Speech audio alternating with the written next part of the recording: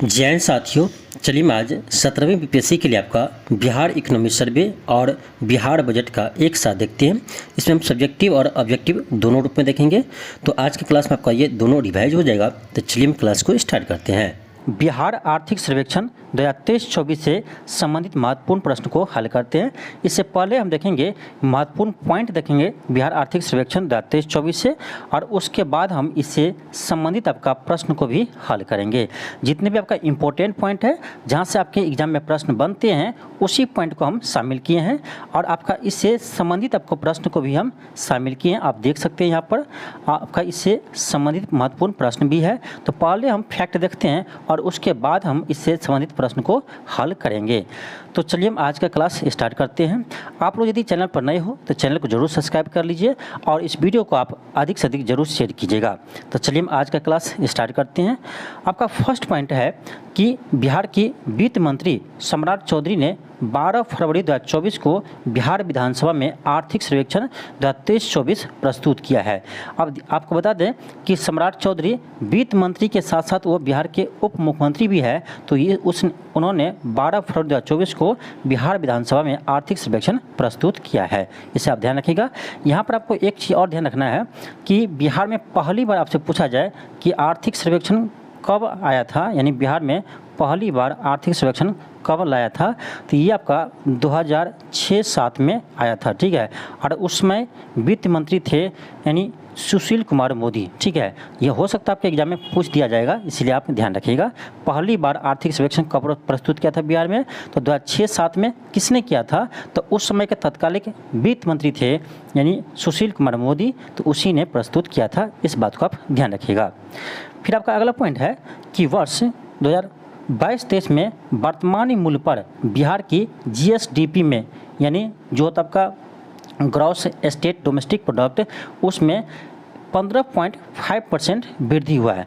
अब देखिए यहाँ पर आपको दो पॉइंट है जो आपका इम्पोर्टेंट है, ध्यान रखना है। देखिए जीएसडीपी आपका दो तरह से निकलते। एक आपका होता है जीएसडीपी मौद्रिक मूल्य पर, यानी जो आपका वर्तमान अभी मूल्य है, यानी इस भी है, जैसे आपका 2023-24 है तो 2023-24 के आधार पर, और एक होता है आपका यानी आधार वर्ष के आधार पर। ठीक है, तो जीएसडीपी दो तरह से निकलते, एक आधार वर्ष पर। तो आधार वर्ष ध्यान रखिएगा अभी 2011-12 है। ठीक है, 11-12 है अभी आधार वर्ष। तो जो हम 2023-24 के आधार पर निकालेंगे, यानी आपका अभी वर्तमान मूल्य पर निकालेंगे, उसे हम कहते हैं मौद्रिक जीडीपी। ठीक है, और एक होता है आपका आधार वर्ष पर जो 2011-12 है, उस आधार पर को हम जीडीपी को कहते हैं वास्तविक जीडीपी। इस बात को ध्यान रखिएगा। जीडीपी देश के लिए कहेंगे, स्टेट है तो जीएसडीपी कहेंगे। ठीक है, इस बात को ध्यान रखिएगा। इसीलिए यहाँ पर आपको दो को आपको यहाँ पर यानी दर दिखाई देंगे। एक 15.5 है, ये आपका है वर्तमान मूल्य पर, यानी मौद्रिक जीएसडीपी कहेंगे बिहार का, तो ये आपका बढ़ा है 15.5%, 15.5%। ठीक है, करेंट। और आधार वर्ष पर कहेंगे जिसमें हम वास्तविक जीएसडीपी कहते हैं, तो ये आपका आधार वर्ष पर है 10.6% है। तो इस बात को आप ध्यान रखिएगा, यहाँ से आपके एग्जाम में प्रश्न बनते हैं। ठीक है, और बहुत बार आपका क्वेश्चन यहाँ से पूछा गया है, इसीलिए इसको ध्यान रखिएगा। आपको जब पूछे मौद्रिक जीएसडीपी यानी वर्तमान मूल्य पर, तो 15.5% होगा। और बिहार का आपसे पूछे कि रियल जीडीपी यानी जो आपका आधार वर्ष पर जीएसडीपी होता है, तब आप बताइएगा 10.6%। ठीक है, तो इस दोनों पॉइंट को आप ध्यान रखिएगा, यहाँ से आपके प्रश्न बनेंगे। फिर आपका आगे है कि बिहार की मौद्रिक प्रति व्यक्ति आय 13.9% वृद्धि के साथ 59,667 रुपया है, जबकि वास्तविक प्रति व्यक्ति आय 9% वृद्धि के साथ 35,119 रुपया है। आपको यहाँ पर दो पॉइंट ध्यान रखना है। फिर आपका यहाँ पर आता है मौद्रिक प्रति व्यक्ति आय। आप समझ गए होंगे कि मौद्रिक प्रति व्यक्ति आय का रहा है, इसका मतलब वर्तमान वर्ष पर। ठीक है, वर्तमान ईयर पर जो आपका देश 24 है, तो उसके आधार पर बिहार की प्रति व्यक्ति आय है 59,667। इससे भी ध्यान रखिएगा। और वास्तविक प्रति व्यक्ति आय मतलब आधार वर्ष पर, आधार वर्ष के आधार पर, तो आधार वर्ष क्या है अभी 2011-12 है, ये भी ध्यान रखिएगा, यहाँ से भी प्रश्न बनते हैं। तो अभी आधार वर्ष 2011-12 है, तो उसके आधार पर बिहार की प्रति व्यक्ति आय 35,119 रुपया है। तो दोनों प्रति व्यक्ति आय ध्यान रखिएगा, ठीक है, ये भी ध्यान रखिएगा और ये भी, यानी मौद्रिक प्रति व्यक्ति आय और वास्तविक प्रति व्यक्ति आय दोनों आप ध्यान रखिएगा, यहाँ से आपके प्रश्न बनते हैं। ठीक है, चलिए हम आगे देखते हैं पॉइंट। फिर आपका है सर्वाधिक प्रति व्यक्ति आय वाले जिले, यानी किस जिला का सबसे अधिक प्रति व्यक्ति आय है, ये आपको देखना है। तो ध्यान रखिएगा, सबसे अधिक प्रति व्यक्ति आय आपका पटना जिला का है, और उसके बाद बेगूसराय का है, और उसके बाद आपका मुंगेर जिला का है। तो इस क्रम को ध्यान रखिएगा, सबसे अधिक प्रति व्यक्ति है पटना, उसके बाद बेगूसराय, उसके बाद मुंगेर। यदि आपको तीनों याद नहीं रहता है तो कम से कम फर्स्ट वाले को याद रखिएगा, क्योंकि आपके एग्जाम में ऐसे भी प्रश्न आते हैं कि सीधे पूछ देगा कि सबसे अधिक प्रति व्यक्ति आय वाला जिला कौन सा है, तो सीधे आपका पटना हो जाएगा। तो यदि आपको तीनों याद नहीं रहता है तो कम से कम फर्स्ट वाले तो ज़रूर याद रखिएगा। फिर आपका है कि सबसे कम प्रति व्यक्ति आय वाले जिला, तो ये आपका है शिवहर। ठीक है, सबसे कम प्रति व्यक्ति किस जिला का है, तो शिवहर का है, और यहाँ से आपके एग्जाम में प्रश्न पूछ चुका है, तो ध्यान रखिएगा। शिवहर से अधिक अररिया, फिर सीतामढ़ी। ठीक है, तो 3 डिस्ट्रिक्ट है सबसे कम प्रति व्यक्ति आय वाले, सबसे कम शिवहर, उससे थोड़ा अधिक अररिया, उससे थोड़ा अधिक सीतामढ़ी। ठीक है, तो ये तीनों आप ध्यान रख सकते हैं। यदि आपको तीनों याद नहीं रहता है तो कम से कम आप ये कम वाला याद रखिएगा, सबसे कम प्रति व्यक्ति आय किसका है, शिवहर का है, और सबसे अधिक प्रति व्यक्ति आय पटना जिला का है। तो ये दोनों आप ध्यान रखिएगा कम से कम। फिर आपका आता है कि पेट्रोल का सर्वाधिक खपत करने वाला जिला कौन सा है, तो ये आपका है पटना, उससे कम मुजफ्फरपुर, फिर पूर्णिया। यहाँ थोड़ा सा मिस्टेक हो गया पूर्णिया में टाइपिंग में। ठीक है, तो आपका थर्ड पर आता है पूर्णिया। इतना आपको यहाँ पर ध्यान नहीं रखना है, सिर्फ ध्यान रखिए आप कि सबसे अधिक पेट्रोल खपत करने वाला जिला कौन सा है, तो पटना है, और सबसे कम पेट्रोल का खपत करने वाला जिला कौन सा है, ये बांका जिला है। ठीक है, 2 चीज़ आप ध्यान रखिए बस, ये आप याद रख भी सकते हैं, चाहे तो नहीं भी रख सकते हैं, क्योंकि इतना डीपली आपके एग्जाम में क्वेश्चन नहीं पूछेंगे। ठीक है, हाँ, लेकिन जब क्रम में आपका क्वेश्चन पूछेंगे तो उस समय आपको ध्यान रखना पड़ेगा। ठीक है, लेकिन आप फर्स्ट नहीं याद रखिए, हाँ याद रहता तो टोटल याद रखिए, पटना, फिर मुजफ्फरपुर, फिर आपका पूर्णिया, और कम में बांका, उससे अधिक लखीसराय, उससे अधिक शिवहर। ठीक है, तो ये दोनों चीज़ आप ध्यान रखिए। फिर आपका है डीजल के सर्वाधिक खपत करने वाला जिला, तो ये आपका फिर इसमें पटना है। डीजल के सबसे कम खपत करने वाला जिला तो आपका शिवहर है। ठीक है, तो ध्यान रखिए, पेट्रोल में सबसे कम कौन था, बांका था, जबकि डीजल में सबसे कम खपत करने वाला आपका शिवहर है। ठीक है, अब यहाँ देखिए, चाहे पेट्रोल हो चाहे डीजल हो, आपको याद सबसे अधिक खपत करने वाला याद नहीं करना पड़ेगा, क्योंकि सबसे अधिक खपत में आपका पटना ही आएगा, क्योंकि पटना एक शहर है, तो स्वाभाविक है कि वहाँ पर अधिक खर्च होगा। लेकिन आपको जो कम खर्च करने वाला है उसे याद रखना पड़ेगा। ठीक है, तो पेट्रोल का सबसे कम खपत बांका करता है, डीजल में कम खपत कौन करता है, शिवहर करता है, तो दोनों आप ध्यान रखिएगा। फिर आपका आता है एलपीजी, तो एलपीजी में आपका सबसे अधिक खपत कौन करता है, पटना, उससे कम बेगूसराय, उससे कम गोपालगंज, लेकिन सिर्फ आपको फर्स्ट वाला याद रखना है।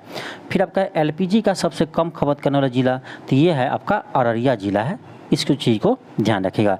तो एलपीजी का सबसे अधिक खपत करने वाला जिला पटना है, और सबसे कम खपत करने वाला जिला अररिया जिला है, इस चीज़ को आप ध्यान रखिएगा। ठीक है, तो यहाँ से भी आपके एग्जाम में प्रश्न बनते हैं, तो इसे आप एक बार फिर देख लीजिएगा। ठीक है, चलिए आगे देखते हैं। आपका फिर आपका है कि वित्त वर्ष 2022-23 में बिहार के जीएसडीपी में, ठीक है, जीएसडीपी में हिस्सा देखते हैं, इसमें प्राथमिक क्षेत्र का कितना है, द्वितीय क्षेत्र का कितना है, और तृतीय क्षेत्र का कितना है। आपके एग्जाम में मैचिंग में एक प्रश्न आ सकता है। ठीक है, कि जो बिहार के जीएसडीपी है उसमें किस क्षेत्र का कितना प्रतिनिधित्व है, यानी किस क्षेत्र का कितना हिस्सा है। ठीक है, तो ध्यान रखिएगा, सबसे अधिक हिस्सा आपका तृतीय क्षेत्र का है। ठीक है, तृतीय क्षेत्र जिसे सेवा क्षेत्र कहते हैं, तो इसका आपका है 60% हिस्सा है तृतीय क्षेत्र का। उसके बाद आपका द्वितीयक और प्राथमिक, इस बार दोनों का सेम है 20%, और ये भी है आपका 20%। ठीक है, यानी कहा जाए तो सबसे अधिक आपका तृतीय क्षेत्र का हिस्सा है, उससे कम द्वितीय क्षेत्र और प्राथमिक क्षेत्र है, क्योंकि द्वितीयक और प्राथमिक का सेम है 20% तो इस बात को ध्यान रखिएगा। यानी बिहार के जीएसडीपी में तृतीय क्षेत्र का 60% हिस्सा है, द्वितीय क्षेत्र का 20%, प्राथमिक क्षेत्र का 20% है, इसको ध्यान रखिएगा। और ये भी ध्यान रखिएगा ये भी ध्यान रखिएगा कि वित्त वर्ष 2022-23 में बिहार के जीएसडीपी में प्राथमिक क्षेत्र में कितना वृद्धि हुआ है, तो 6.7% वृद्धि हुआ है। द्वितीय क्षेत्र में कितना वृद्धि हुआ है, 6.8% वृद्धि हुआ है। और तृतीय क्षेत्र में कितना वृद्धि हुआ है, तो 13% हुआ है। इस बात को ध्यान रखिएगा, ठीक है। यहाँ से आपके भी प्रश्न बन सकते हैं और पूछा भी गया है, ठीक है। मैच द कॉलम में यहाँ से क्वेश्चन आपके एग्जाम में पूछ दिया जाएगा, इसलिए आप ध्यान रखिएगा। फिर आपका है कि चावल, गेहूं और मक्का के उत्पादन में उल्लेखनीय उपलब्धि के लिए बिहार को अभी तक 5 बार कृषि कर्मण पुरस्कार मिल चुके हैं, ठीक है। ध्यान रखिएगा, बिहार को गेहूं, मक्का, चावल के उत्पादन में अभी तक 5 बार कृषि कर्मण पुरस्कार मिल चुके हैं, इसे आप ध्यान रखिएगा। फिर आपका है वर्ष 2021-22 में बुआई क्षेत्र 50.7 लाख हेक्टेयर था, जो कुल क्षेत्रफल का 54.2% था, ठीक है। इस चीज़ को आप ध्यान रखना, इस डाटा ये आपको याद रहने रहे, लेकिन इसे आप याद रखना कि 54.2% बिहार में कुल बुआई क्षेत्र है, यानी इतने क्षेत्र पर कृषि की जाती है, ठीक है। 54.2%, ठीक है। इस चीज़ को आप ध्यान रखिएगा। फिर आपका अगला पॉइंट है कि सबसे अधिक फसल सघनता वाला जिला, सबसे अधिक फसल सघनता वाला जिला, तो ये आपका है जहानाबाद। इसे ध्यान रखिएगा, बहुत ही इम्पोर्टेंट पॉइंट है, ठीक है। सबसे अधिक फसल सघनता वाला जिला कौन सा है, जहानाबाद है। उससे कम शिवहर, उससे कम सुपौल है। यानी आपसे कहा जाए कि सबसे अधिक फसल सघनता वाला 3 जिला कौन सा है, तो ये आपका हो जाएगा जहानाबाद, शिवहर और सुपौल, ठीक है। तो इस तीनों का क्रम ध्यान रखिएगा। तीनों आपको याद नहीं रहता है तो कम से कम जहानाबाद को जरूर याद रखिएगा कि सबसे अधिक फसल सघनता किस जिला में है, तो जहानाबाद जिला में है, ठीक है। फिर आपका अगला पॉइंट है कि बिहार में सिंचाई का मुख्य स्रोत, ठीक है। बिहार में सिंचाई का मुख्य स्रोत क्या है, तो आपको याद रहना चाहिए कि नलकूप सबसे अधिक, नलकूप से बिहार में सबसे अधिक सिंचाई होता है। कितना परसेंट, तो 63.1%, लगभग 63% आपका नलकूप से बिहार में सिंचाई होते हैं। उसके बाद आपका नहर से होते हैं कितना, 31%। फिर आपका सबसे कम तालाब से होते हैं 2.2%। तो यहाँ आप क्रम ध्यान रखिएगा, सबसे अधिक नलकूप से, उसके बाद नहर से और उसके बाद तालाब से सिंचाई होते हैं। तो आपके एग्जाम में हो सकता है यहाँ पर यानी बढ़ते या घटते क्रम में आपको ये क्रम पूछ दिया जाएगा, इसलिए आप ध्यान रखिएगा। नलकूप सबसे अधिक, उसके बाद नहर और उसके बाद तालाब, यानी थर्ड पर आपका तालाब आता है। आप क्रम ध्यान रखिएगा, ठीक है। आपसे एग्जाम पूछ सकता है कि बिहार में सिंचाई का मुख्य स्रोत क्या है, ठीक है। मुख्य स्रोत क्या है, तो नलकूप है, सबसे अधिक किससे करते हैं, नलकूप से करते हैं, ठीक है, ध्यान रखिएगा। फिर आपका है सर्वाधिक सिंचित क्षेत्र वाला जिला, सबसे अधिक सिंचित क्षेत्र कौन सा है, ठीक है, तो ये है आपका रोहतास। और यहाँ से आपके प्रश्न एग्जाम में पूछ चुका है, ठीक है। बीपीएससी एग्जाम में आपका यहाँ से प्रश्न आया है कि सबसे अधिक सिंचित वाला क्षेत्र वाला जिला कौन सा है, तो ये है आपका रोहतास है, ठीक है। और उससे कम औरंगाबाद, उससे कम पश्चिमी चंपारण। तो आपसे पूछा जाए कि सर्वाधिक सिंचित वाला 3 जिला कौन सा है, तो ये आपका जगह रोहतास, औरंगाबाद और पश्चिमी चंपारण, इसलिए आप क्रम ध्यान रखिएगा। और यहाँ पर ध्यान रखिएगा कि सबसे कम सिंचित क्षेत्र वाला जिला कौन सा है, तो ये आपका है शिवहर, ठीक है। शिवहर में सबसे कम सिंचित क्षेत्र है। शिवहर में एक चीज़ और पढ़े थे कि सबसे कम प्रति व्यक्ति आय भी आपका शिवहर जिला में ही है। तो ऐसे आप ध्यान रखिएगा, जैसे ही आपका शिवहर आता है तो आपको याद आना चाहिए कि यहाँ पर क्या क्या है, ठीक है। जैसे आपका शिवहर में क्या है, तो सबसे अधिक जनसंख्या घनत्व भी है, आपको हम बता चुके हैं पहले। तो याद आपको आना चाहिए कि शिवहर में क्या क्या है, ठीक है। नेक्स्ट आपका है कि चावल के सर्वाधिक उत्पादन करने वाला 5 जिला। अब देखिए यहाँ से आपका जो पॉइंट है वो आपके एग्जाम के लिए और महत्वपूर्ण पॉइंट है कि चावल के उत्पादन में कौन सा जिला आगे है, गेहूं में कौन है, मक्का में कौन है, ईख में कौन है, ठीक है। तो ये सभी पॉइंट आपको आने वाला है, तो यहाँ से आप ध्यान दीजिएगा। आपका एग्जाम में यहीं से आपका ज़्यादा प्रश्न बनते हैं, ठीक है। तो चलिए हम इसे देखते हैं। यहाँ पर आपका पॉइंट है कि चावल के सर्वाधिक उत्पादन करने वाले 5 जिला, तो सबसे अधिक कौन है, रोहतास, उससे कम औरंगाबाद, उससे कम कैमूर, उससे कम पूर्वी चंपारण। तो ध्यान रखिएगा, रोहतास, औरंगाबाद, कैमूर, पूर्वी चंपारण। ठीक है, इस क्रम को ध्यान रखिएगा। सबसे अधिक चावल का उत्पादन रोहतास में होते हैं, उसके बाद औरंगाबाद, कैमूर, पूर्वी चंपारण। ये तो आपको याद रखना ही है कि सबसे अधिक चावल का उत्पादन रोहतास में होते हैं। ठीक है, और ये आपको याद रहता है और अच्छी बात है, क्योंकि आपके एग्जाम में यदि ऐसे प्रश्न पूछ दिया जाए कि निम्नलिखित में से किस जिले में चावल का सर्वाधिक उत्पादन होता है और उसमें से आपका रोहतास ऑप्शन हटा दिया जाएगा, तब तो आपको औरंगाबाद ही लगाना होगा जब ऐसे प्रश्न आएगा निम्नलिखित में से। तो इसीलिए आपको ये क्रम याद रहनी चाहिए। ठीक है, तो ये है आपका चावल के उत्पादन के जिला का क्रम।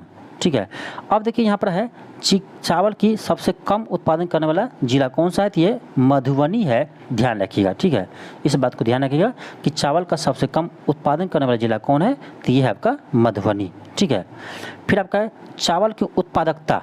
अब देखिए यहाँ पर एक चीज़ आपको यहाँ पर समझना होगा कि ये उत्पादन और उत्पादकता में क्या अंतर है, क्योंकि आपके एग्जाम में कभी कभी आप कन्फ्यूज हो जाते हैं कि उत्पादन में क्या होगा, उत्पादकता में क्या होगा। तो सिंपल है, उत्पादन मतलब उत्पादन सबसे अधिक कहाँ होता है। ठीक है, लेकिन उत्पादकता कहा जाए तो प्रति हेक्टेयर उत्पादन, यानी कि कभी कभी ऐसा होता है कि कम जगह में भी आपका ज़्यादा उत्पादन होता है, तो वहाँ कहेंगे कि प्रति हेक्टेयर उत्पादन क्या है, अधिक है। ठीक है, तो उसी को बोलते हैं उत्पादकता। ठीक है, तो ध्यान रखिए, इसी को बोलते हैं उत्पादकता। उत्पादकता मतलब प्रति हेक्टेयर उत्पादन। ठीक है, और उत्पादन में आपका ये नहीं देखा जाएगा कि कितने क्षेत्र में उत्पादन हुआ है, टोटल देखा जाएगा कितना उत्पादन हुआ है। ठीक है, लेकिन उत्पादकता में आपको देखा जाएगा कि कितना क्षेत्र में कितना उत्पादन हुआ है। ठीक है, तो ध्यान रखिएगा, उत्पादन और उत्पादकता में अंतर है। प्रति हेक्टेयर उत्पादन कहा जाए तब होगा आपका उत्पादकता। ठीक है, तो देखिए यहाँ पर गेहूँ में उत्पादकता में भी आपका प्रथम जिला रोहतास ही है। ठीक है, उत्पादकता में भी प्रति हेक्टेयर उत्पादन में भी आपका चावल में चावल में आपका रोहतास ही है फर्स्ट जिला। रोहतास, उससे कम लखीसराय, फिर औरंगाबाद, फिर कैमूर, फिर बक्सर। हम तो कहेंगे आपको सिर्फ इसको याद रखिए, सबसे अधिक चावल की उत्पादकता कहाँ है, रोहतास है, और उत्पादन भी रोहतास में ही होते हैं। इस बात को ध्यान रखिएगा। नेक्स्ट पॉइंट आपका है कि गेहूं के उत्पादन में प्रथम 5 जिले। ध्यान रखिएगा, गेहूं के उत्पादन में भी आपका प्रथम जिला रोहतास ही है और चावल के उत्पादन में भी प्रथम जिला आपका रोहतास ही है। इस बात को ध्यान रखिएगा। तो सबसे अधिक उत्पादन गेहूं का रोहतास में होता है, उसके बाद कैमूर, उसके बाद भोजपुर, उसके बाद सारण और पूर्वी चंपारण।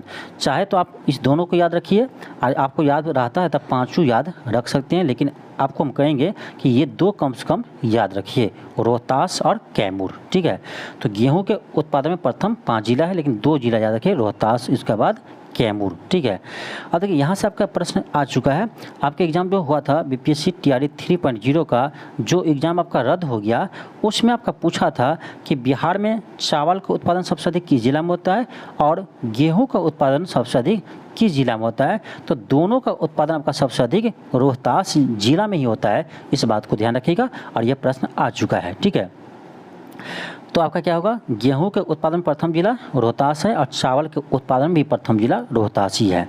फिर आपका आता है गेहूं के उत्पादकता में प्रथम 5 जिला। अब देखिए यहाँ अलग है, अभी तक हम लोग पढ़े थे चावल के उत्पादन में भी रोहतास प्रथम स्थान पर है और चावल के उत्पादकता में यानी प्रति हेक्टेयर उत्पादन भी प्रथम स्थान पर रोहतास ही है, लेकिन गेहूं के उत्पादन और उत्पादकता में चेंज है।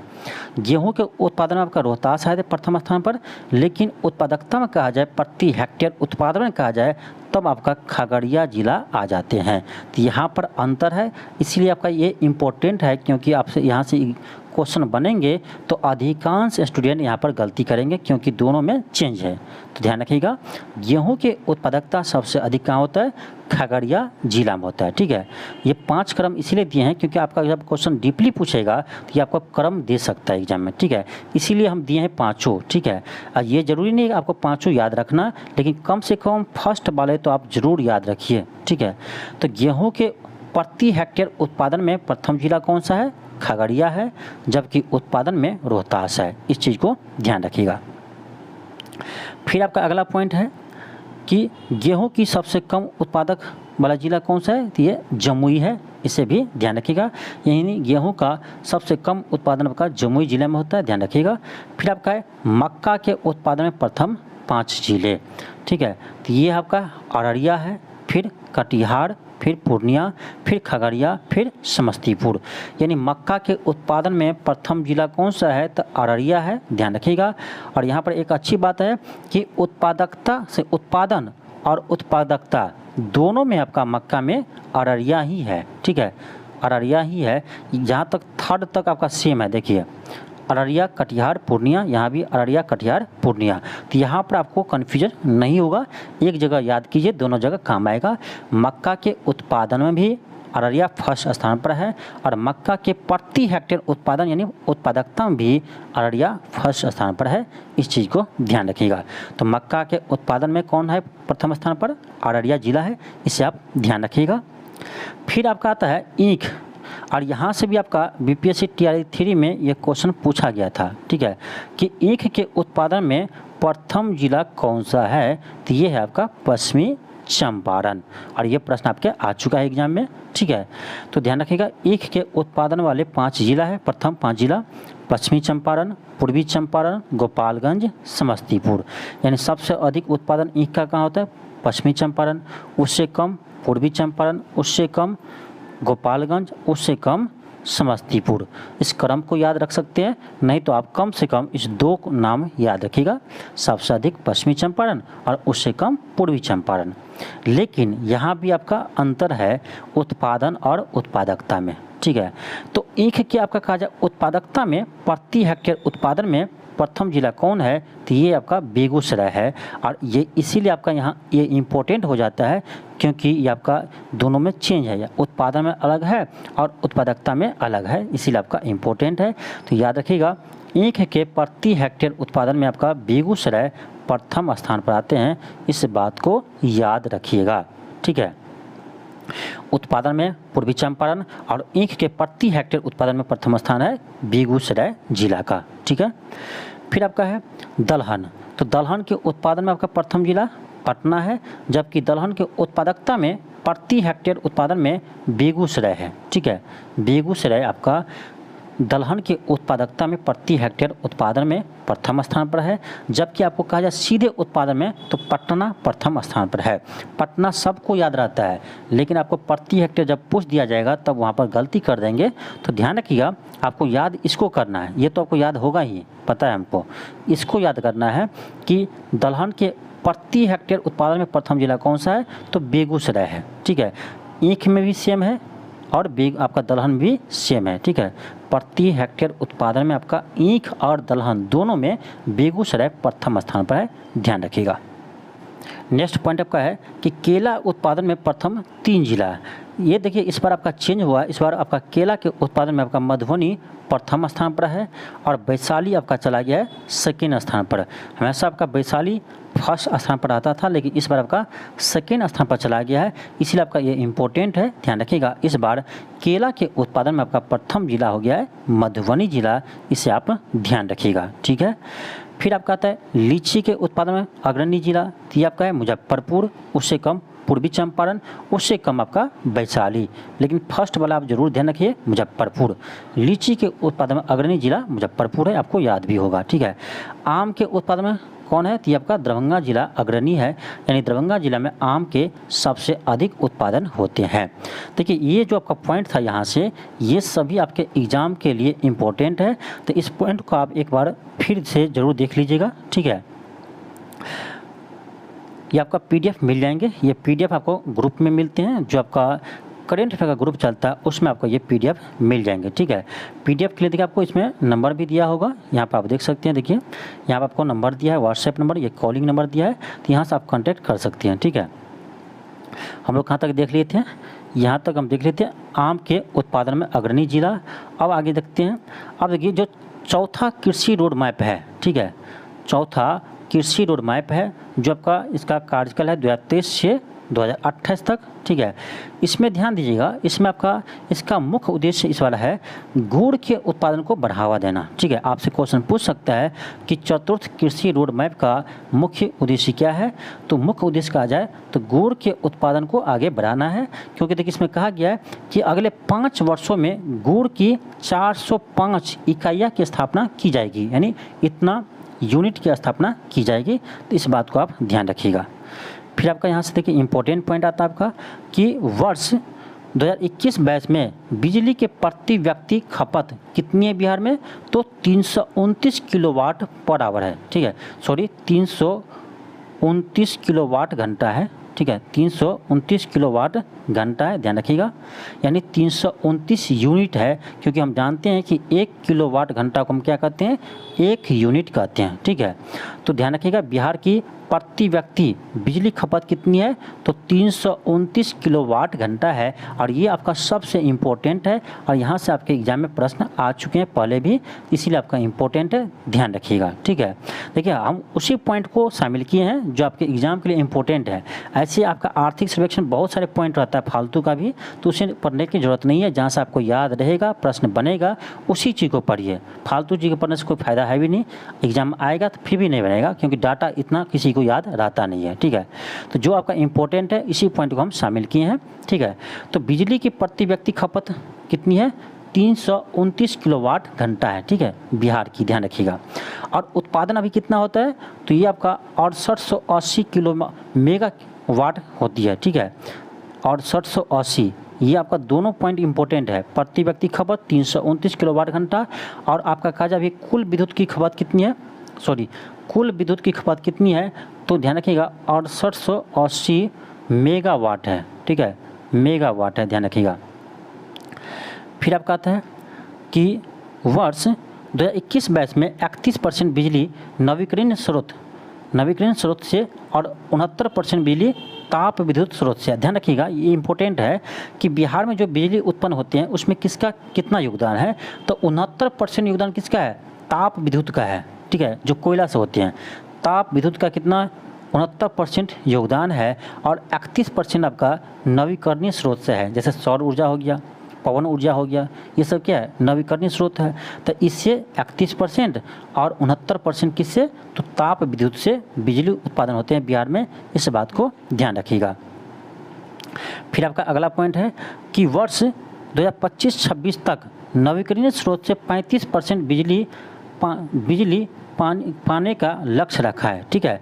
यहाँ पर इम्पोर्टेंट ये भी पॉइंट है कि आपसे क्वेश्चन पूछा जा सकता है कि बिहार सरकार नवीकरणीय स्रोत से बिजली को 35% उत्पादन का लक्ष्य कब तक रखा है, तो याद रखिएगा 2025-26 तक, ठीक है।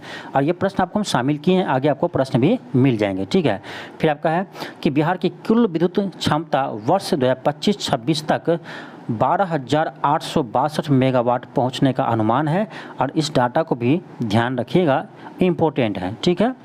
फिर आपका आता है ऊर्जा की खपत करने वाले प्रथम 3 जिला, तो ऊर्जा का खपत सबसे अधिक होता है पटना जिला में, उसके बाद आपका गया जिला में, और उसके बाद आपका मुजफ्फरपुर जिला में, तो इस डाटा को भी ध्यान रखिएगा। फिर आपका है कि ऊर्जा का सबसे कम खपत करने वाला जिला कौन सा है, तो ये आपका है शेखपुरा, उससे अधिक अरवल, फिर शिवहर। तो लेकिन आपको इसको ध्यान रखना, सबसे कम खपत करता है कौन, तो शेखपुरा, इस बात को ध्यान रखिएगा। ऊर्जा को सबसे कम खपत करने वाला जिला कौन सा है, शेखपुरा है, इसे आप ध्यान रखिएगा। फिर आपका आता है कि 2022 के आंकड़े के अनुसार बिहार में 16.2% शहरीकरण है। आप पढ़े होंगे, आपको पढ़ाए थे कि 2011 जनगणना के अनुसार बिहार में जो आपका है शहरीकरण आपका कितना है, 11.3% है, कितना है, 11.3% है। लेकिन आपको यहाँ पर ये वर्तमान का डाटा है 2022 के अनुसार, अभी बिहार में वर्तमान में आपका 16.2% शहरीकरण है, कितना है, 16.2% शहरीकरण है। तो क्वेश्चन पर डिपेंड करता है कि क्वेश्चन कैसे पूछता है। वर्तमान समय पूछेगा तो 16.2% कहेंगे, और आपका जनगणना 2011 के अनुसार पूछेगा तो 11.3% कहेंगे। तो आप ध्यान रखिएगा आपसे प्रश्न क्या पूछा जा रहा है, ठीक है। ये नहीं कि आँख मूंद का 16.2 मार दीजिएगा और बोलिएगा कि सर आप तो बोले थे, हम तो ये नहीं बता रहे ना, ये बता रहे कि 2011 जनगणना के अनुसार आपसे पूछे तब बताना 11.3%, और वर्तमान समय में पूछा जाए तब होगा 16.2%, ठीक है। वर्ष 2016-20 में बिहार के लोगों की जीवन प्रत्याशा कितना है, तो 69.5 वर्ष है, 69.5 वर्ष ये बिहार के लोगों के जीवन प्रत्याशा है। जीवन प्रत्याशा मतलब इतने ईयर जीने की संभावना है, ठीक है, 69.5 वर्ष जीने की संभावना है, एवरेज, ठीक है, इसी को बोलते हैं जीवन प्रत्याशा। कितना है, 69.5 वर्ष है, 69.5 वर्ष है, ध्यान रखिएगा।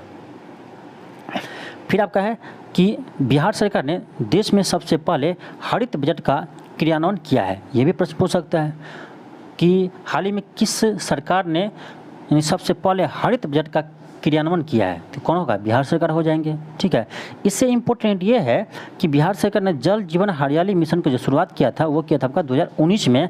यहाँ से प्रश्न पूछ सकता है आपका, क्योंकि ये आपका यानी इस बार आर्थिक सर्वेक्षण में इसका यानी उल्लेख किया गया है, इसलिए इंपॉर्टेंट है, ध्यान रखिएगा। जल जीवन हरियाली मिशन कब शुरू किया था बिहार सरकार? 2019 में शुरू किया था।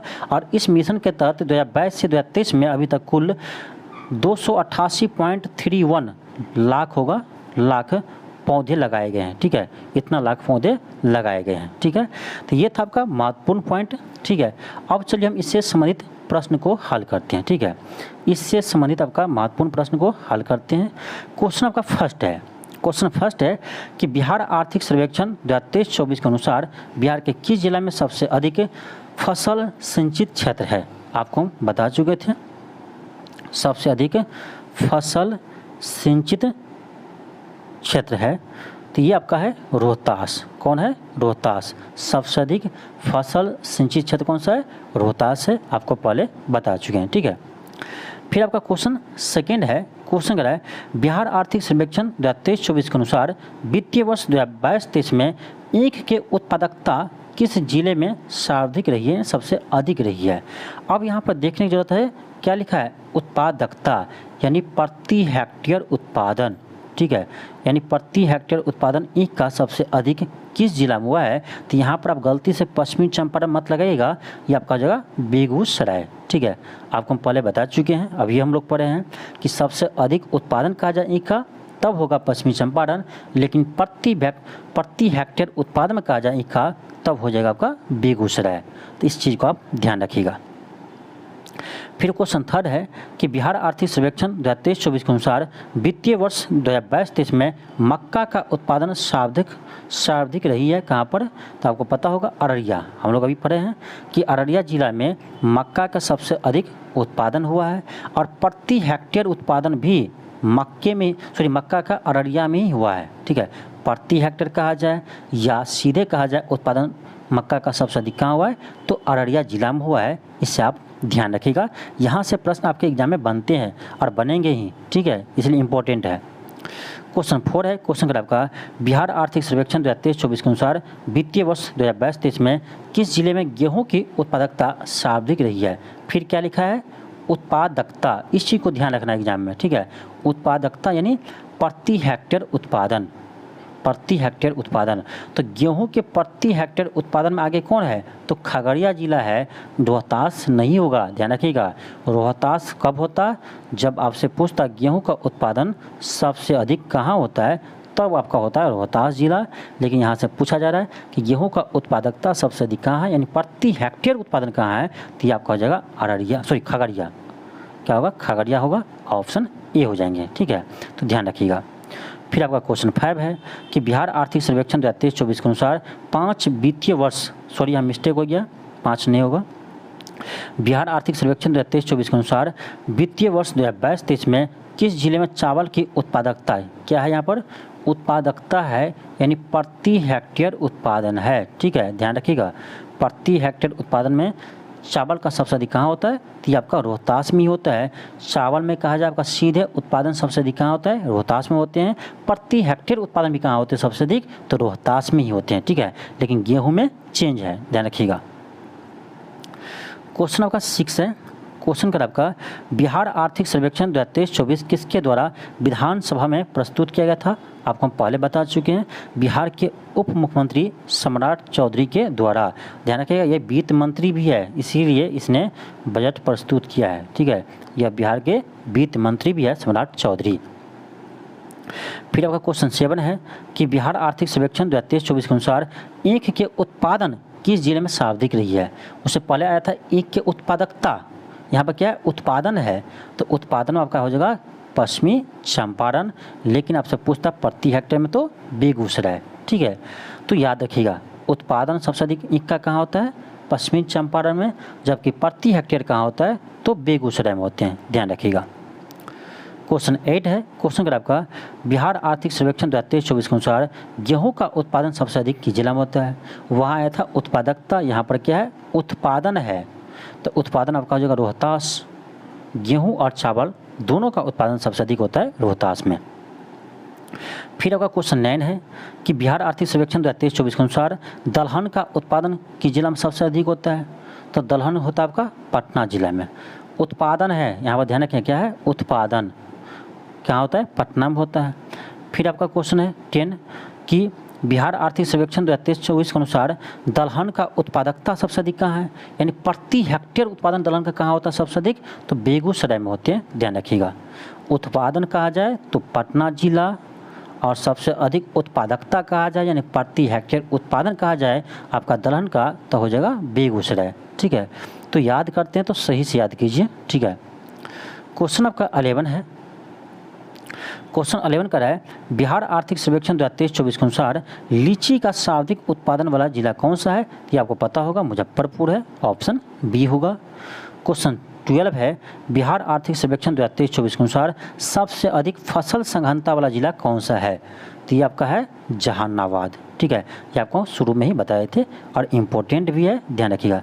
सबसे अधिक सिंचित क्षेत्र कहा जाए तब होगा आपका रोहतास, ध्यान रखिए, यहाँ पर कन्फ्यूज नहीं होना है। ठीक है, सिंचित क्षेत्र कहा जाए सबसे अधिक तो रोहतास हो जाएगा, लेकिन सबसे अधिक फसल संघनता कहा जाए तब आपका जहानाबाद हो जाएगा, ध्यान रखिएगा। क्वेश्चन 13 है, क्वेश्चन अगर आपका बिहार आर्थिक सर्वेक्षण 2023-24 के अनुसार सर्वाधिक प्रति व्यक्ति आय किस जिले की है? और ये आपका इंपॉर्टेंट है, यहाँ से आपका एग्जाम में प्रश्न आए हैं। ठीक है, तो ये है आपका पटना जिला की प्रति व्यक्ति आय सबसे अधिक है। फिर आपका क्वेश्चन 14 है कि बिहार आर्थिक सर्वेक्षण 2023-24 के अनुसार सबसे कम प्रति व्यक्ति आय वाला जिला कौन सा है? आपको बता चुके हैं, ये आपका शिवहर जिला है और ये आपके एग्जाम के लिए इम्पोर्टेंट है, ध्यान रखिएगा, यहाँ से प्रश्न आया है। तो सबसे कम प्रति व्यक्ति आय शिवहर जिला की है, ध्यान रखिएगा। क्वेश्चन 15 है कि बिहार आर्थिक सर्वेक्षण 2023-24 के अनुसार बिहार की मौद्रिक प्रति व्यक्ति आय कितनी है? आपको हम बता चुके हैं मौद्रिक प्रति व्यक्ति आय किसे कहते हैं। तो जो वर्तमान ईयर है अभी आपका जैसे 2023-24 का है, तो 2023-24 के आधार पर बिहार की प्रति व्यक्ति आय कितनी है उसको हम कहेंगे मौद्रिक प्रति व्यक्ति आय। तो ये कितनी है? तो ये आपका 59,667 रुपया है और ये आपका इम्पोर्टेंट है, वेरी वेरी इंपॉर्टेंट है, आप इसे ज़रूर याद रखिएगा। ठीक है, 59,667 है बिहार की प्रति व्यक्ति मौद्रिक आय। ठीक है, फिर आपका है क्वेश्चन 16, क्वेश्चन अगर आपका बिहार आर्थिक सर्वेक्षण 23-24 के अनुसार बिहार की वास्तविक प्रति व्यक्ति आय कितनी है? अब क्या है? वास्तविक प्रति व्यक्ति आय यानी आधार वर्ष पर, आधार वर्ष आपको बताए थे क्या है अभी वर्तमान में, तो अभी आपका वर्तमान में आधार वर्ष है 2011-12। ठीक है, 2011-12 है, तो 2011-12 के आधार वर्ष के आधार पर कहा जाए बिहार की प्रति व्यक्ति आय कितनी है? तो ये है 35,119 रुपया, 35,119 रुपया है, ध्यान रखिएगा। यानी वर्तमान समय पर 59,667 है।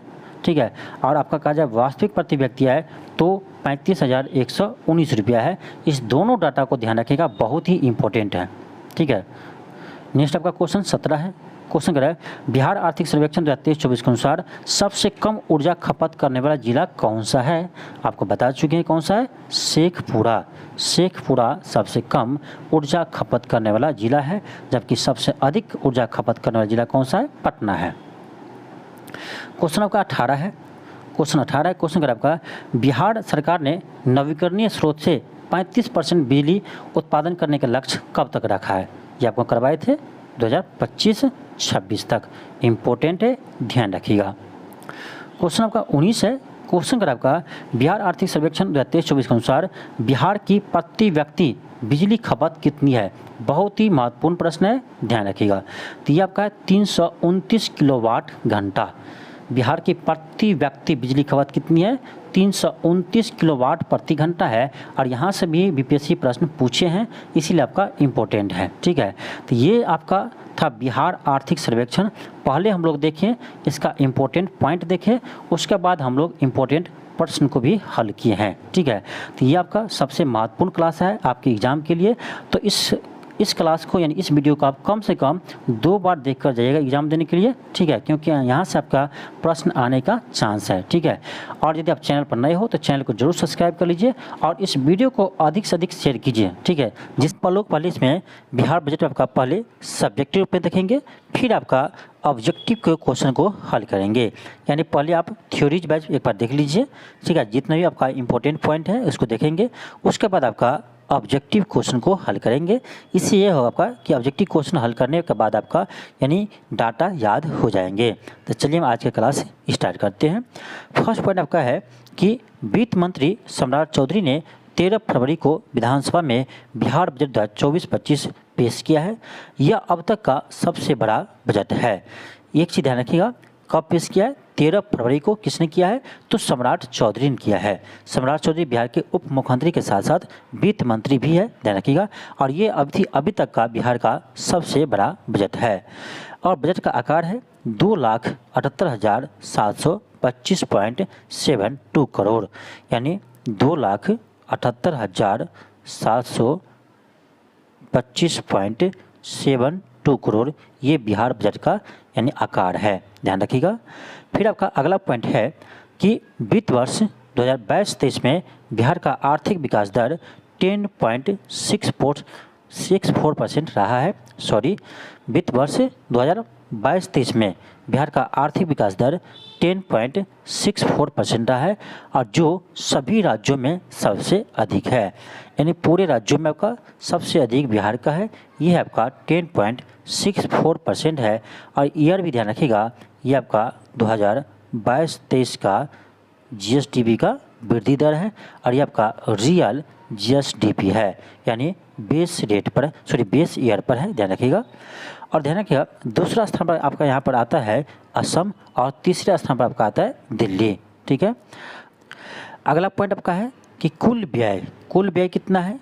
तो ये आपका 2,78,725.72 करोड़ है। और इसमें आपका दो तरह का होता है, एक होता है आपका योजनागत व्यय। तो योजनागत व्यय आपका है 1,19 करोड़, लगभग कह सकते हैं 1,19 करोड़ योजनागत व्यय है। और आपका गैर योजनागत व्यय 1,78,706 करोड़ है। इस दोनों डाटा को आप ध्यान रखिएगा। फिर आपका अगला पॉइंट है कुल राजस्व व्यय कितना है? तो यहाँ पर थोड़ा सा डाटा आपका गलत हो गया है, इसे ध्यान रखिएगा। ये आपका है 2,25,676 करोड़, ठीक है, 2,25,676 करोड़ ये है आपका कुल राजस्व व्यय। जबकि पूंजीगत व्यय कितना है? तो ध्यान रखिएगा, पूंजीगत व्यय आपका है 53,048 करोड़, ठीक है। पॉइंट के बाद याद रखना जरूरी नहीं है, ये इतना याद हो जाए काफ़ी है। 53,048 करोड़ ये आपका पूंजीगत व्यय है, जबकि कुल राजस्व व्यय है 2,25,676 करोड़, इसे आप ध्यान रखिएगा। फिर आपका अगला पॉइंट है कि किस मदे पर कितना खर्च होगा, ये इम्पोर्टेंट है, यहाँ से प्रश्न आपके आते हैं। तो सबसे अधिक आपका सामाजिक सेवाएं पे खर्च करेंगे, ये है आपका 38.89%। ये किसका परसेंटेज है? तो जितना भी आपका खर्च होगा उसका आपका 38.89% है। फिर आपका है सामान्य सेवाएं, इसमें आपका 29.95% सामान्य सेवाएं पर खर्च किया जाएगा। तीसरा आपका है आर्थिक सेवाएं, तो इसका क्रम ध्यान रख लीजिएगा, ठीक है। ये आपका परसेंटेज याद रहे न रहे, लेकिन क्रम ध्यान रखना चाहिए कि किस पर कितना खर्च किया जाएगा। पहले सामाजिक सेवाएं, उसके बाद आपका सामान्य सेवाएं, फिर आपका आर्थिक सेवाएं, ठीक है। अब आपका अगला पॉइंट जो है ये आपका सबसे महत्वपूर्ण है कि बजट में आपका किस विभाग पर कितना खर्च किया जाएगा या किस विभाग को कितना रुपया आवंटित किया जाएगा, ठीक है।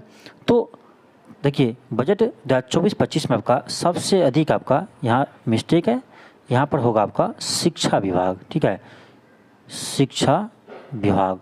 तो शिक्षा विभाग पर आपका सबसे अधिक खर्च किया जाएगा, ये आपका किया जाएगा 52,639 करोड़, और ये आपका जीएसडीपी का 18.89 21% है।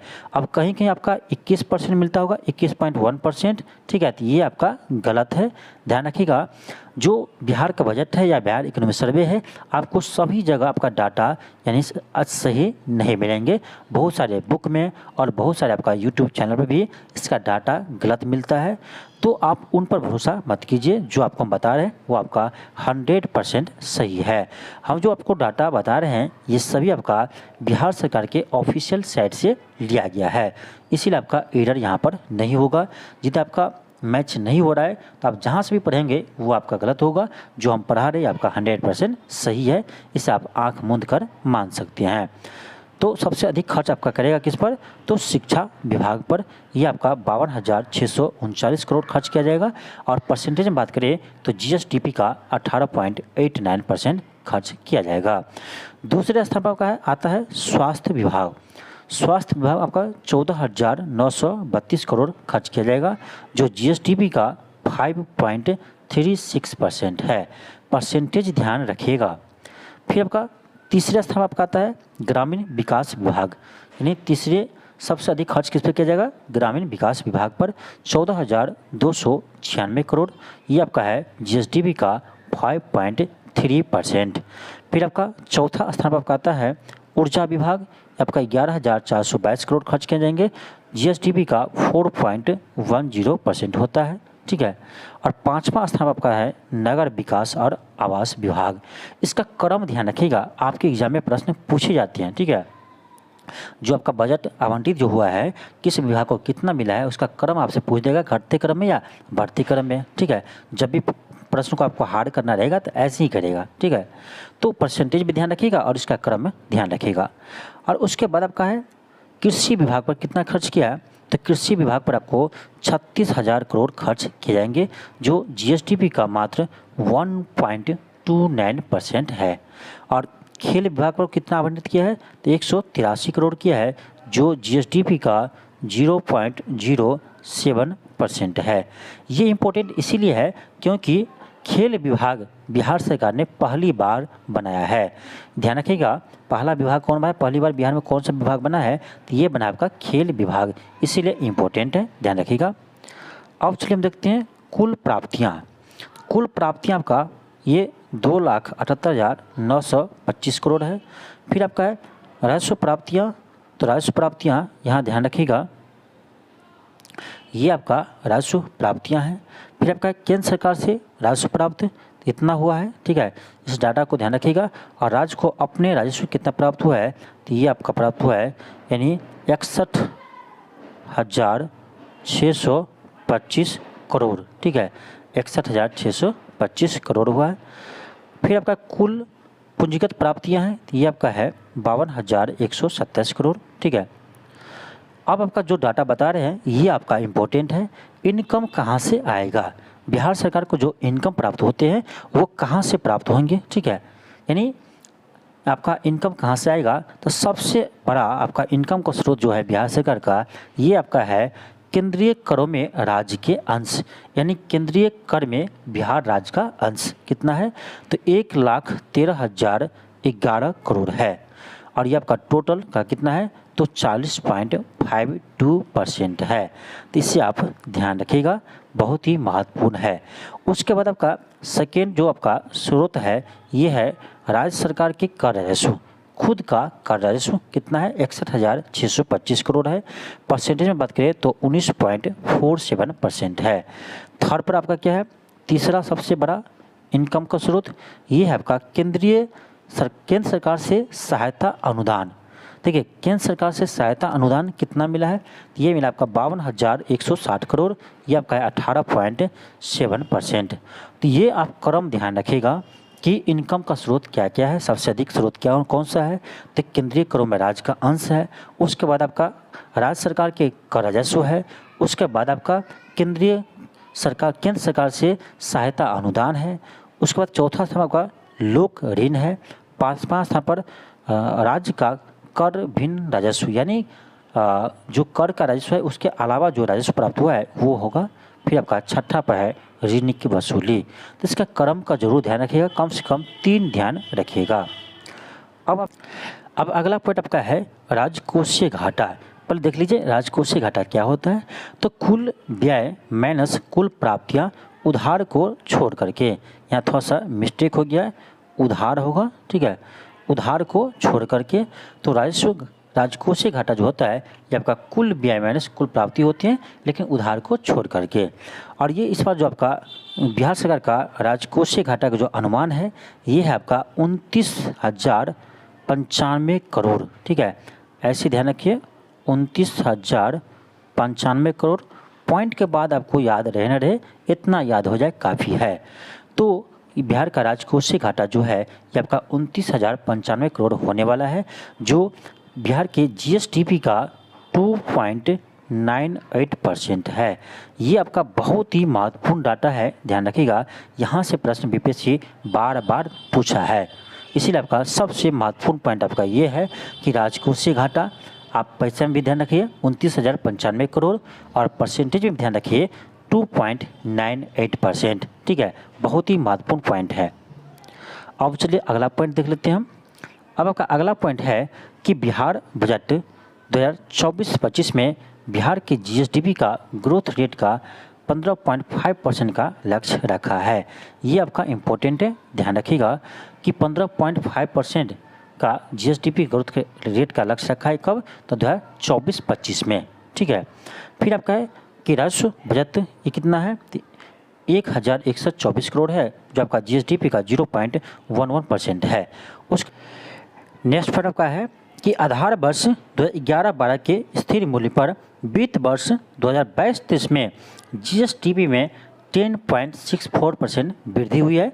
आपको बता चुके हैं कि ये बिहार के जीएसडीपी में 10.64% वृद्धि हुई है 2022-23 के वित्त वर्ष में, और ये आपका रियल जीएसडीपी है क्योंकि ये बेस रेट पर है। और ध्यान रखिए भारत का जीडीपी में वित्त वर्ष 2022-23 में 7.24% वृद्धि हुई है। और जो राज्यों में दूसरे स्थान का असम आते हैं, असम की जो जीएसडीपी में है ये आपका 10.2% वृद्धि हुई है। और तीसरे स्थान आपका दिल्ली आते हैं जिसका विकास दर 9.2% दर्ज की गई है। इम्पोर्टेंट है, ध्यान रखिएगा सभी पॉइंट को। उसके बाद आपका अगला पॉइंट है कि बिहार सरकार के यहाँ थोड़ा सा मिस्टेक है, 7 होना चाहिए, ठीक है, 7 निश्चय योजना 2 के तहत 5,040 करोड़ रुपये आवंटित किए गए हैं, इसे भी ध्यान रखिएगा। फिर आपका है 7 निश्चय योजना 2.0, यहाँ से प्रश्न आपका बीपीएससी में आया हुआ है, इसलिए इम्पोर्टेंट है, इसे भी एक बार देख लीजिए कि 7 निश्चय योजना 2.0 में क्या लक्ष्य रखा है बिहार सरकार ने। तो पहला आपका है युवा शक्ति बिहार की प्रगति, सेकेंड है सशक्त महिला सक्षम महिला, स्वच्छ गांव समृद्ध गांव, सुलभ संपर्कता, सभी के लिए अतिरिक्त स्वास्थ्य सुविधाएं, स्वच्छ शहर विकसित शहर, हर खेत तक सिंचाई का पानी। ये है आपका 7 निश्चय योजना 2.0 का लक्ष्य। अब चलिए अगला पॉइंट देखते हैं। अगला पॉइंट आपका है कि मुख्यमंत्री महिला उद्यमी योजना के तहत 250 करोड़ रुपये का आवंटित किया गया है। फिर आपका है कि वैशाली के विदुपुर में पान विकास के लिए सेंटर ऑफ एक्सीलेंस की स्थापना होगी, इम्पोर्टेंट है, ध्यान रखिएगा। और 18 अक्टूबर 2023 को राष्ट्रपति द्रौपदी मुर्मू द्वारा पटना के बापू सभागार में बिहार के चौथे कृषि रोड मैप को लॉन्च किया गया है। और इसका कार्यकाल क्या होगा, 2023 से लेकर 2028 तक होगा, इससे भी ध्यान रखिएगा। फिर आपका पहला कृषि रोड मैप कब लॉन्च हुआ था, 2008 में लॉन्च हुआ था। अब चलिए अगला पॉइंट देखते हैं हम कि चौथे कृषि रोड मैप का लक्ष्य क्या है। पहला लक्ष्य है कृषि में लगे किसान की आय को बढ़ाना, तिलहन और दलहन फसलों के उत्पादन को बढ़ाना, किसानों को फसल का उचित मूल्य दिलाना, गुणवत्ता युक्त बीजों का उत्पादन करना, कृषि को आयोग से जोड़ना, मत्स्य और दूध के क्षेत्र में उत्पादन को बढ़ाना, ये लक्ष्य है। फिर आपका अगला पॉइंट है कि भागलपुर के साबौर में सेकेंडरी एग्रीकल्चर कॉलेज खुलेगा। तो ये था आपका बिहार बजट 2024-25 का महत्वपूर्ण पॉइंट, ठीक है। अब हम चलिए इससे संबंधित ऑब्जेक्टिव क्वेश्चन को हल करते हैं। इनसे संबंधित हम जब ऑब्जेक्टिव क्वेश्चन को हल करेंगे तो आपका जितने भी हम फैक्ट बताए हैं इसमें आपका मैक्सिमम फैक्ट आपको याद हो जाएंगे और आपको भी पता चलेगा कि जितना हम लोग अभी देखे हैं उसमें कितना आपको याद रह पाते हैं। इसीलिए आपका ऑब्जेक्टिव क्वेश्चन को भी हम शामिल किए हैं। क्वेश्चन का फर्स्ट है, क्वेश्चन का है कि वित्तीय वर्ष 2024-25 में बिहार बजट का आकार क्या है। पहले आप लोग कमेंट बॉक्स में बताइए इसका आंसर क्या होगा, क्योंकि हम लोग ने अभी पढ़ा है उसके बाद ऑब्जेक्टिव क्वेश्चन को हल कर रहे हैं, तो पहले आपको बताना चाहिए कमेंट बॉक्स में कि इसका आंसर क्या होगा। कैसे जवाब देना है, जैसे क्वेश्चन फर्स्ट है तो ऐसे लिखिएगा फर्स्ट, और इसका आंसर मान लीजिए आपका ऑप्शन बी है तो फर्स्ट ऐसे बी लिख दीजिए कमेंट बॉक्स में, ठीक है। इसी तरह से आप कमेंट कर सकते हैं। तो क्वेश्चन फर्स्ट है कि वित्तीय वर्ष 2024-25 में बिहार बजट का आकार क्या है। तो इसका आकार है आपका 2,78,725.72 करोड़, ठीक है, ऑप्शन बी होगा। चलिए आगे बढ़ते हैं। क्वेश्चन सेकेंड है, आप लोग पहले जवाब दीजिएगा। क्वेश्चन आपका है कि बिहार आर्थिक सर्वेक्षण 2023-24 के अनुसार 2022-23 में बिहार के जीएसडीपी में कितना % वृद्धि हुई है। तो ये आपका होगा ऑप्शन नंबर बी होगा 10.64%। अभी हम लोग पढ़े हैं, ठीक है। फिर आपका क्वेश्चन थर्ड है, क्वेश्चन थर्ड करना है कि बजट 2024-25 में बिहार सरकार ने राज्य के स्टेट डोमेस्टिक प्रोडक्ट यानी जीएसडीपी में ग्रोथ रेट का लक्ष्य कितना % रखा है। ये भी आपको पता है कितना रखा है, 15.5% लक्ष्य रखा है। फिर आपका नेक्स्ट क्वेश्चन है कि बिहार सरकार ने बजट 2024-25 में राज्य के राजकोषीय घाटा का लक्ष्य जीएसडीपी का कितना % रखा है। सबसे इम्पोर्टेंट प्रश्न है जहां से आपका बीपीएससी में क्वेश्चन पूछे जाते हैं। तो ये रखा आपका 2.98%। बिहार के जीएसडीपी का 2.98% यानी राजकोषीय घाटा का लक्ष्य रखा है। पैसे में बात करें कितना है तो ध्यान रखिएगा ये आपका है 29,095.72 करोड़ है, ठीक है। इतना ध्यान रखिएगा 29,095 करोड़ और परसेंटेज में 2.98%। नेक्स्ट क्वेश्चन आपका क्वेश्चन 5 है। क्वेश्चन का आपका बिहार बजट 2024-25 के अनुसार सर्वाधिक खर्च कौन से विभाग पर किया जाएगा। ये भी इम्पोर्टेंट है। तो सबसे अधिक खर्च आपका शिक्षा विभाग पर किया जाएगा। कितना किया जाएगा तो 52,639 करोड़ खर्च किया जाएगा। ये आपका टोटल का कितना है तो 18.89% है।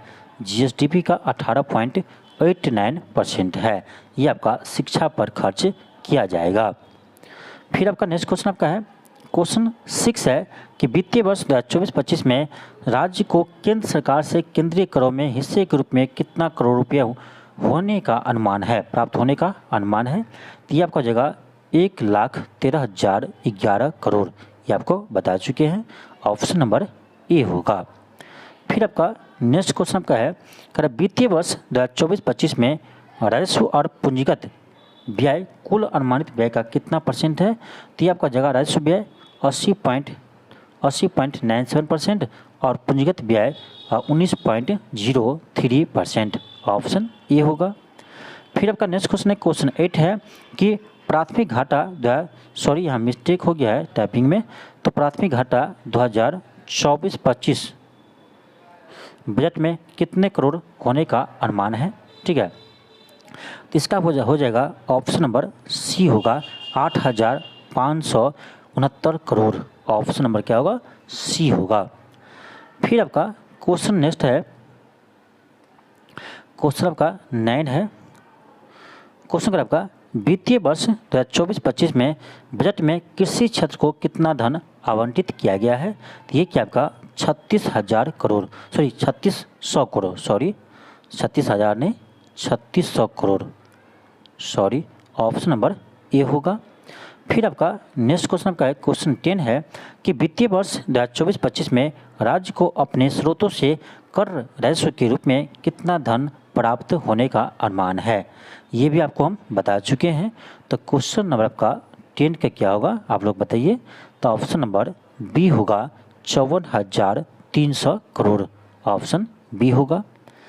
फिर आपका नेक्स्ट क्वेश्चन है, क्वेश्चन 11 है कि 2022-23 में बिहार की प्रति व्यक्ति आय मौजूदा कीमत पर यानी वर्तमान मूल्य पर कितने रुपये होने का अनुमान है। तो ये आपका है 59,637 रुपया, 59,637 रुपया है। ध्यान रखिएगा, देखिए जैसे प्रति व्यक्ति आय भी दो तरह का होता है। एक होता है आपका मौद्रिक प्रति व्यक्ति आय जो आपका करेंट मूल्य पर होता है, ये भी आपका बिहार का मौद्रिक प्रति व्यक्ति आय है 59,637 रुपया। एक होता है आपका रियल वास्तविक प्रति व्यक्ति आय, ठीक है, एक होता है वास्तविक प्रति व्यक्ति आय।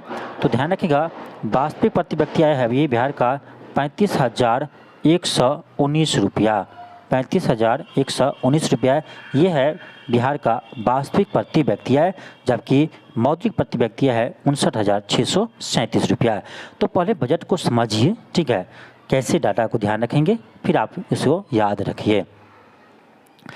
नेक्स्ट क्वेश्चन का है कि बिहार बजट 2024-25 के अनुसार राज्य का कितना सार्वजनिक ऋण है। तो ऑप्शन आपका ए होगा 2,97,908 करोड़। फिर आपका क्वेश्चन 13 है कि 2024-25 के अंत में बिहार राज्य का पर बकाया देनदारी सकल घरेलू उत्पाद का कितना परसेंट होने का अनुमान है। तो यह आपका 35.7%, ऑप्शन नंबर डी होगा। फिर आपका नेक्स्ट क्वेश्चन आपका है क्वेश्चन नंबर 14 है कि 2022-23 में कृषि, विनिर्माण और सेवाओं का अर्थव्यवस्था में कितने परसेंट योगदान का अनुमान है। देखिए कृषि मतलब प्राथमिक क्षेत्र, विनिर्माण मतलब द्वितीय क्षेत्र और सेवा मतलब तृतीय क्षेत्र। तो क्वेश्चन ये कह रहा है आपका कि प्राथमिक क्षेत्र, द्वितीय क्षेत्र और तृतीय क्षेत्र का यानी कितना योगदान है। तो आपका ऑप्शन नंबर सी हो जाएगा, प्राथमिक क्षेत्र 20%, द्वितीय क्षेत्र 20% और तृतीय क्षेत्र 60%। तो आपका ऑप्शन नंबर सी होगा और ये डाटा आपका बिल्कुल करेक्ट है। आपको अलग कहीं भी मिलता है तो आप जहाँ भी देखते हैं वो आपका गलत होगा, ये बिल्कुल सही है। फिर आपका क्वेश्चन नेक्स्ट है कि 2022-23 में कृषि, विनिर्माण, सेवाओं क्षेत्र में कितना वृद्धि होने का अनुमान है। ये दोनों प्रश्न अलग है, ध्यान रखिएगा। वहाँ पर कहा था कितना योगदान है, यहाँ पर कहा तीनों में कितना वृद्धि होना है, ठीक है। तो कृषि मतलब प्राथमिक क्षेत्र, तो प्राथमिक क्षेत्र में 6.7% वृद्धि हुआ, विनिर्माण में कितना तो 6.8% और आपका सेवा यानी तृतीय क्षेत्र में कितना तो 13%। तो आपका ऑप्शन नंबर ए होगा और ये आपका बहुत ही इम्पोर्टेंट प्रश्न है। आगे बढ़ते हम क्वेश्चन का नेक्स्ट है क्वेश्चन 16 है। क्वेश्चन का आपका वित्तीय वर्ष 2024-25 में मुख्यमंत्री बालिका प्रोत्साहन योजना पर कुल कितना खर्च किया जाएगा। मुख्यमंत्री बालिका प्रोत्साहन योजना पर कितना खर्च किया जाएगा। तो उस पर 600 करोड़ रुपया खर्च किया जाएगा, ऑप्शन आपका ए होगा।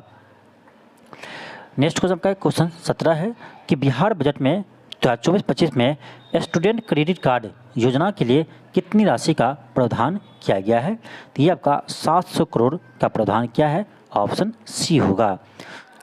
नेक्स्ट क्वेश्चन 18 है कि बिहार के गरीबी दर में कितने प्रतिशत की कमी आई है। तो ऑप्शन सी होगा 18.13%। नेक्स्ट क्वेश्चन आपका क्वेश्चन 19 है। क्वेश्चन अगर आपका राज्य सरकार ने चतुर्थ कृषि रोड मैप को लागू किया है, उसमें 2028 तक कृषि एवं समवर्ती क्षेत्रों में लगभग कितना व्यय किया जाएगा। बहुत ही इम्पोर्टेंट प्रश्न है, ध्यान रखिएगा। तो आपका ऑप्शन सी होगा 1.2 लाख करोड़ रुपया, ऑप्शन सी होगा। फिर आपका नेक्स्ट क्वेश्चन क्वेश्चन 20 है कि आर्थिक रूप से गरीब लोगों के लिए लघु उद्यमी योजना के तहत स्वरोजगार के लिए अधिकतम कितने रुपए का अनुदान दिया जाएगा। तो अधिकतम 2 लाख रुपये तक का अनुदान दिया जाएगा, ऑप्शन नंबर ए होगा। इम्पोर्टेंट है, ध्यान रखिएगा। क्वेश्चन आपका 21 है। क्वेश्चन आपका बिहार के किस जिले में स्लम में रह रही महिलाओं को उद्यमिता को बढ़ावा देने के लिए स्वाक्षगिनी परियोजना चालू की गई है। स्लम किसे कहते हैं। तो स्लम उस बस्ती कहते हैं जहाँ पर जो व्यक्ति यानी गंदी बस्ती में रहते हैं, जिसका अपना घर नहीं होता है, जो फुटपाथ पर रहते हैं, उसको बोलते हैं स्लम, ठीक है। तो ऐसे महिलाओं को उद्यमिता को बढ़ावा देने के लिए बिहार सरकार ने स्वाक्षगिनी योजना शुरू की है। कहाँ पर किया है। तो ये पटना में किया है, ऑप्शन डी होगा।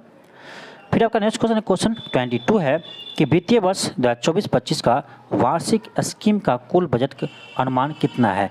यानी कहने का अर्थ ये हुआ आपका कि योजनागत व्यय कितना है, तो ये आपका कह सकते हैं लगभग 1 lakh crore. Option number B होगा, ऑप्शन बी होगा। ऐसे आपका करेक्ट डाटा देखा जाए तो आपका 1,19.63 करोड़ है। ठीक है, इसको हम लगभग 1 लाख करोड़ कह सकते हैं।